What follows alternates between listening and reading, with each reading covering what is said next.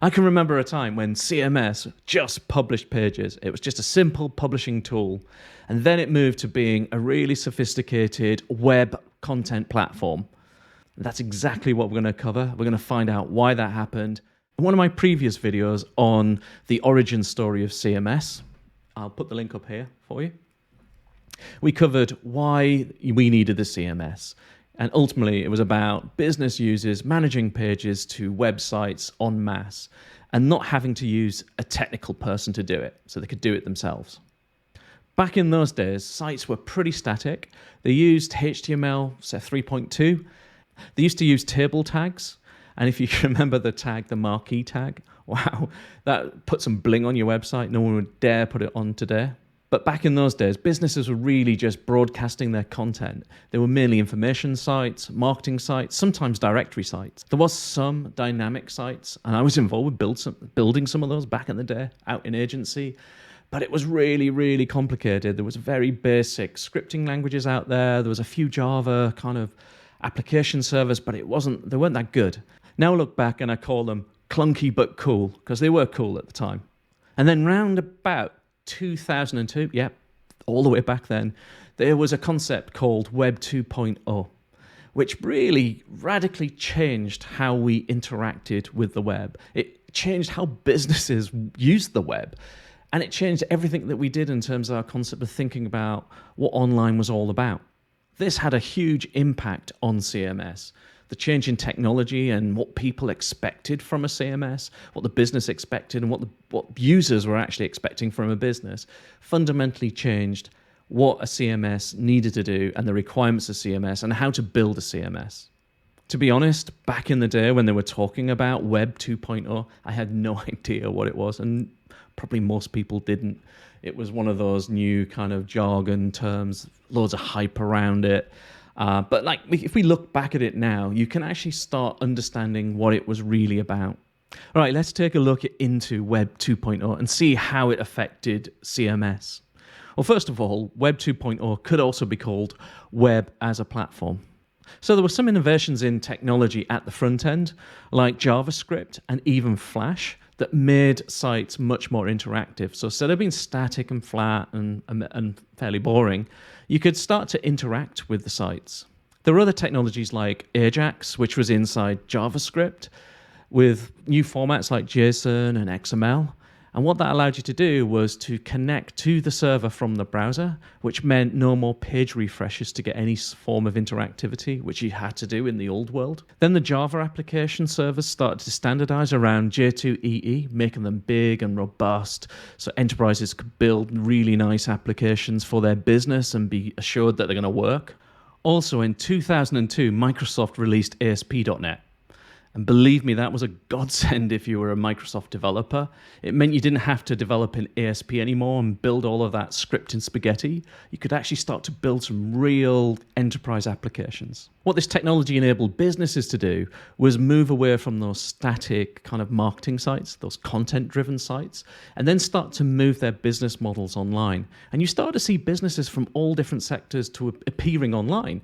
So you had pharma, you had travel, you had CPG.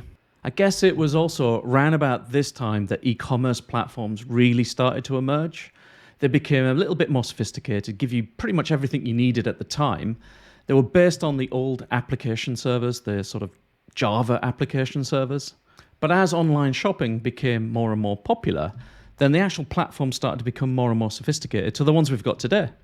The other biggest trend of Web 2.0 was social media, which revolutionized how we interacted online and the things that we did online and our relationship with the web. The big change was that rather than passively consume content that was pushed to us, we started to interact. We started to participate with brands and with each other. We started to gather online into communities and share media and content.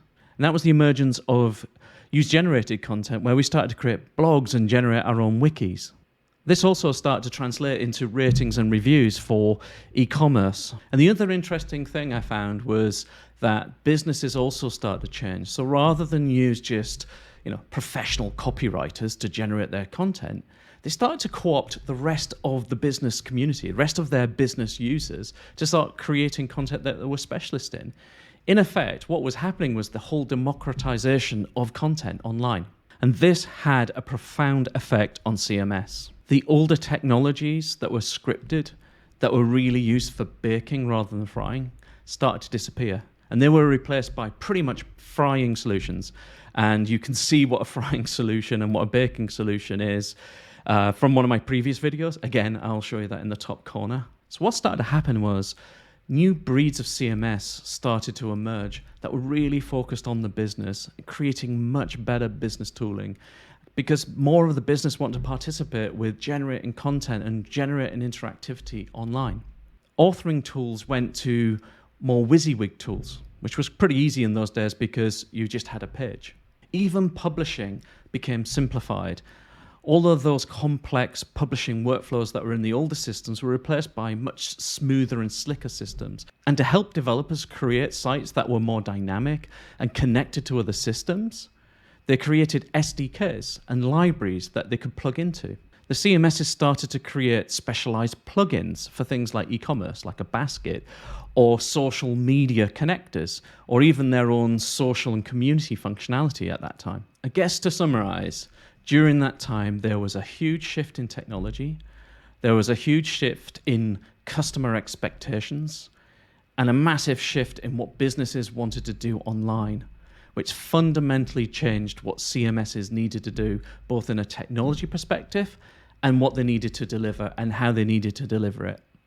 And that's no different to where we are today with MACH, composable commerce, IoT, WPAs, native applications, multi-device, multi-channel, cross-channel, omni-channel. Pretty much customer experiences have massively changed, and that's where Headless CMS is starting to step up and replacing the older traditional CMSs, which were the Web 2.0 CMSs of the past. That's all we've got time for today.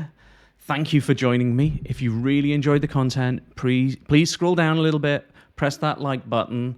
And if you really want to know more about Headless and Headless CMS, MACH architectures, why not subscribe to the channel Going Headless? Thank you for your time, and goodbye.